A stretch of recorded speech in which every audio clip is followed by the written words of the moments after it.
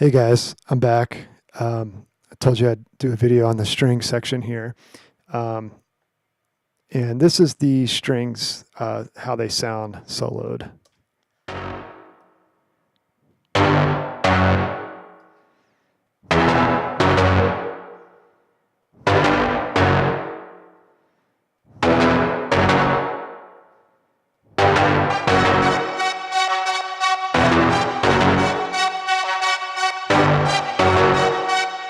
So again, the sound by itself's not the awesomest sound. Nobody's gonna send me an email saying, "Hey, I want to sample that string. It sounds awesome."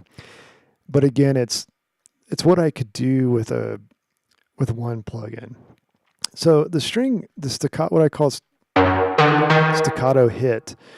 So the way I do these guys is pretty basic. Um, it's just your classic sort of detuned saw effect with a unison. So it just kind of sounded to me like, like a viola getting strum, or not strum, bowed. You don't strum a viola. What do I know? Okay, but to me it kind of sounded cool. I liked it, and the key to doing these sounds though, and what you'll see here is there's very little effects on this sound. It didn't need much, and I just kind of high pass it and rolled off the high end, so it's taking up a lot of the middle frequency spectrum, which doesn't work very well if the mid bass is playing, but it's okay for the intro. And then what I did is on this guy is I've got this going to a silver verb. So if I turn the silver verb off, right, and then I solo this, listen to it.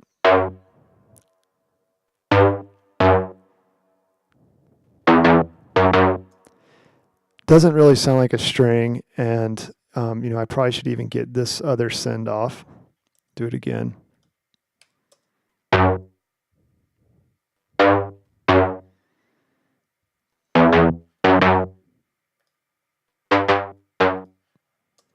Yeah, so pretty basic sound. So the thing that's kind of cool about this sound is to get the convincing string sound, the reverb is almost doing, I'd say like 80% of the work. The waveform itself, as you can see in the synth that I made, is just the most basic super saw kind of thing you could ever do.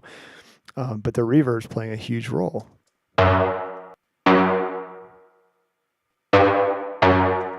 And again, that's not going to fool anybody that that's a real string section. But in the context of the mix, it kind of gets it done.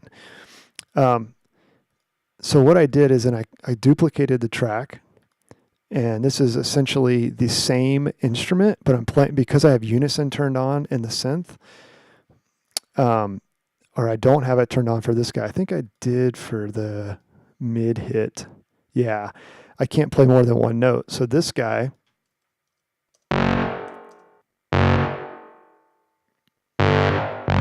and to me that sounds more like a tuba or something, but together it kind of works. Okay. And then this high one, which I'll show you the patch for that guy. Same exact patch, staccato hit, different octave with unison turned on. So all those together.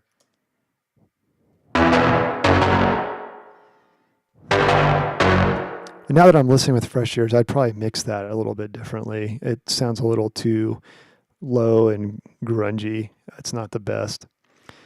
And then I added this, what I called brass hits. So for those of you that know the OBXD, the real version of it or whatever, the hardware version, it was kind of known for like brass or brass sounds, like those old synthy brass sounds. In this instance, I actually used saw waves. So let's just solo that and go back.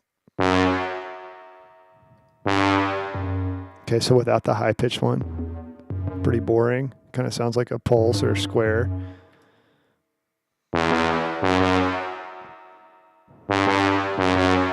And again, this guy's going through a silver verb, and I'm high pass filtering it.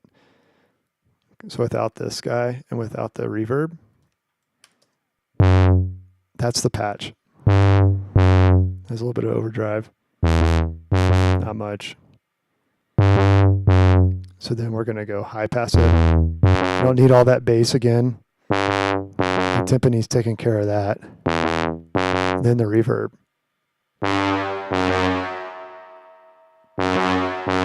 So again, I was actually pretty happy with that sound. That does kind of sound like brass. So this patch, again, is just basic stuff. It's super easy to make. Different octaves of 2 saws. And I have this this enabled, but I don't think that actually does anything. The step, let's see. No, and then I have a little bit of voice variation, which does give some realism to it. Okay, so that's kind of the orchestral part. And then I copied the patch, and then down here, you've got what I call these bowed strings, or these staccato ones.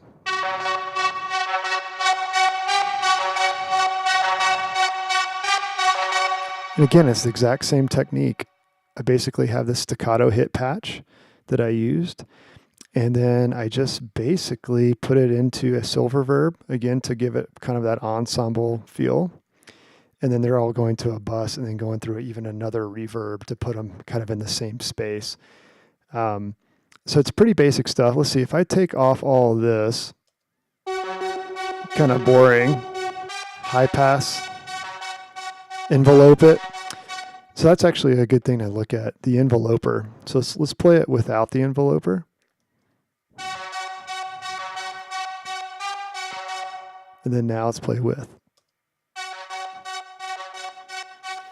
So it kind of makes it more staccato. So that was something I couldn't really get out of the synth, is that kind of like make it breathe kind of. And so I used this transient shaper. It's called Room Killer, but it just kind of trims the tails off the sound. And then going into this PT verb. And then an overdrive. Yeah.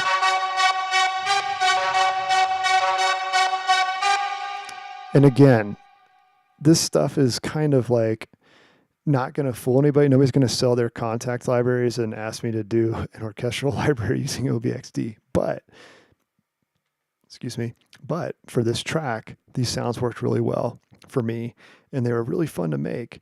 You probably notice that I've kept the spectrum analyzer open over here the whole time. And so when I'm making sounds, I do kind of watch that. So if I solo the orchestra,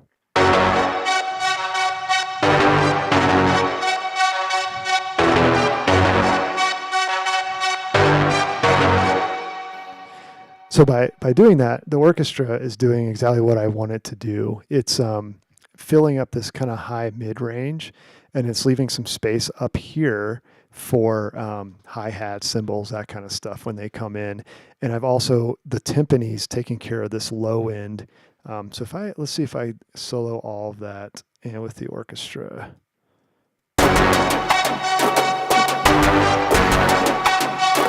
Okay, it's all messed up because I turned this way up by comparison. But anyways, you get the idea. When I'm doing the sound design part of this,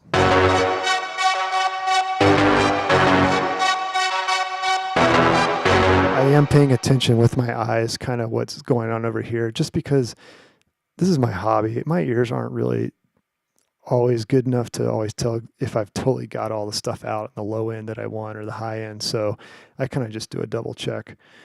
So yeah. So maybe I'm rambling at this point, but anyways, okay, that covers the strings and the kind of the orchestral section. And then I think in the next video, we'll start tackling the drums.